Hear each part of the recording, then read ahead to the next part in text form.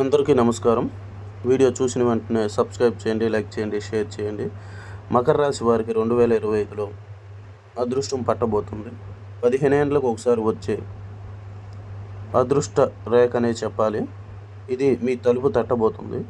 ఖచ్చితంగా వీళ్ళు అనేది ఏ విషయంలోనే సరే ఒంటరిగా పార్టిసిపేట్ చేయటం కానీ, ఒంటరిగా ప్రయత్నాలు చేయటం కానీ చాలా మంచిది.